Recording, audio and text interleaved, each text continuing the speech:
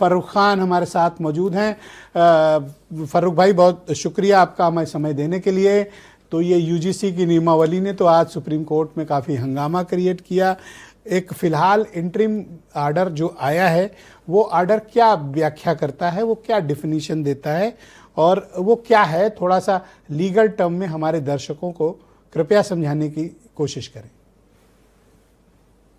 बहुत शुक्रिया भाई साहब आपका इस बहुत महत्वपूर्ण विषय पे डिबेट आयोजित करने का और मुझे इसमें निमंत्रण देने का।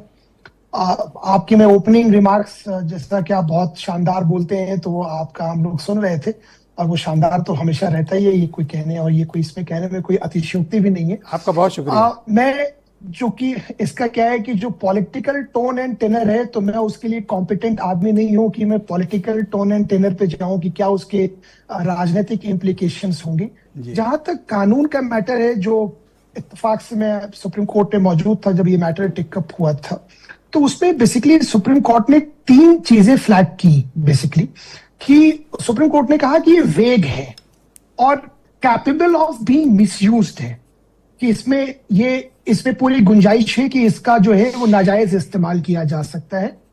सुप्रीम कोर्ट ने दूसरा जो कंसर्न रेज किया वो ये किया कि कास्ट बेस्ड डिस्क्रिमिनेशन जब क्यों सेपरेटली डिफाइन किया गया है, जबकि डेफिनेशन जो डिस्क्रिमिनेशन का है वो और भी प्रकार के किए जा सकते हैं। और तीसरा एक और इसका एंसिलरी सुप्रीम कोर्ट का ऑब्जर्वेशन था कि रैगिंग इसमें क्यों नहीं इंक्लूड हुआ है। और बड़ी इंपॉर्टेंट चीज है कि जो सुप्रीम कोर्ट ने भारत के सॉलिसिटर जनरल से जो सवाल इस पे किए और बोला कि हम अभी कोई ऑर्डर नहीं पास कर रहे हैं इफेक्टिव बहुत ज्यादा, हालांकि स्टे किया, लेकिन आप सुप्रीम कोर्ट का मत ये था कि कोई कमेटी बनाइए एमिनिएंट ज्यूरिस्ट की, जिसमें 2-3 लोग हों जो सोशल वैल्यूज को समझते हों और सोसाइटी में जो एलिमेंट्स हैं या जो बीमारियां हैं उसको समझते हों और कैसे सोसाइटी का विकास हो, सोसाइटी आगे बढ़े, और इसलिए आप ही बनाइए और फिर अपना रिस्पॉन्स दीजिए।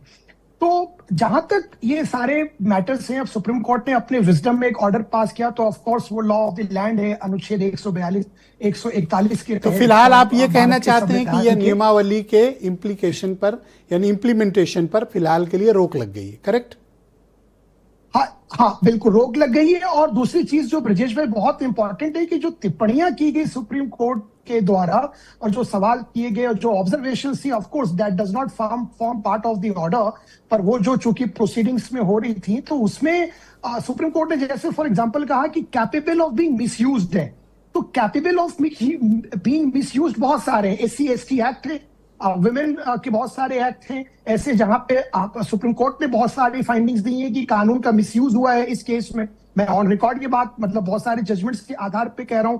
तो मिसयूज तो हर चीज का पॉसिबल है।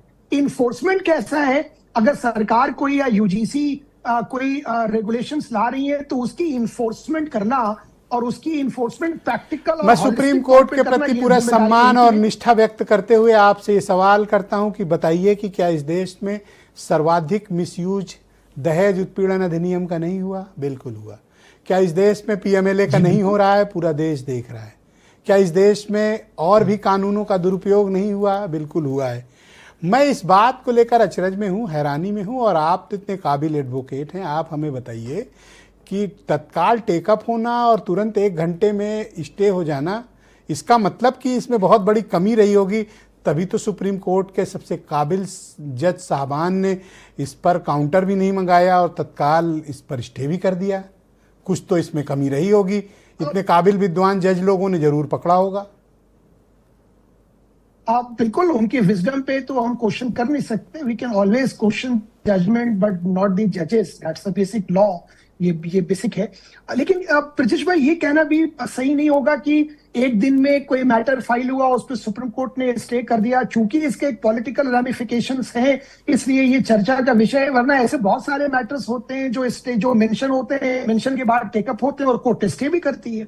तो सुप्रीम कोर्ट के लिए सिर्फ मैटर है, मतलब मैं एज अ वकील ये बात करूं तो, और आप आप इतने वरिष्ठ पत्रकार हैं कि आप मेरी बात समझ रहे होंगे मैं कहना क्या चाह रहा हूं। सुप्रीम कोर्ट के लिए ये just one matter on the cause list. अगर आज के दिन में चीफ जस्टिस साहब के कोर्ट के सामने 100 मैटर लगे तो एक मुकदमा है, उनको लगा सर कि इस पर आप तो कोर्ट में मौजूद थे, थे। केंद्र की सरकार और यूजीसी का क्या तर्क था? कुछ बोल भी रहे थे, क्योंकि रायता देखिए एक लेमैन भाषा में रायता तो उन्हीं का फैलाया हुआ था, समेटा सुप्रीम कोर्ट ने। It just layman language. देखिए ऐसा है भाई कि बेसिकली रेगुलेशन के जो पक्ष में बहस थी वो सीनियर एडवोकेट इंदिरा जयसिंह कर रही थी। तो मैं बहुत जिम्मेदारी से ये बात कह रहा हूं कि यूजीसी के तरफ से या भारत सरकार की तरफ से मेरे अपने जितनी मुझे कानून की छोटी मोटी मैं बहुत बिलो एवरेज वकील हूं, उसके हिसाब से जो मैं समझ पाया तो बहुत ज्यादा कोई दमदार अपोजिशन नहीं था कि साहब इसको स्टे नहीं करना है। जैसा कि सरकार नॉर्मली स्टे को अपोज करने में पूरी ताकत लगा देती है। जैसे मैं आपको वक्फ वाले मैटर में बताऊं, भले सुप्रीम कोर्ट ने लिमिटेड स्टे किया लेकिन गवर्नमेंट ने बिल्कुल ताकत लगा दी। और मैं मानता हूं कि गवर्नमेंट का ये दायित्व भी है कि अगर उसमें कोई चीज रेगुलेशन या कोई कानून आज ताकत नहीं लगाई तो सर, डिफेंड करे। हाँ, आज ताकत वो मतलब मेरा परसेप्शन ये है, ये मेरा बहुत निजी परसेप्शन है कि वो ताकत मुझे यही बात मैं हेमंत तिवारी को आज सुबह से बता रहा हूं और वो मेरी बात सुनने को तैयार नहीं थे। आज देखिए कितनी बड़ी बात हमारे काबिल एडवोकेट साहब ने, फर्रुख साहब ने कही कि आज तो ताकत ही नहीं लगाई गई। तो जिन्होंने फैलाया आज वो इस पर खामोश थे कोर्ट के भीतर। तो बहनों भाइयों इस चर्चा को आगे बढ़ाएंगे। इसमें जी प्लीज, इसमें एक बड़ी इंपॉर्टेंट चीज और भी है ब्रजेश भाई कि आपको ये गुण और ये कला आती है कि आपको कौन सी बात कब निकलवानी।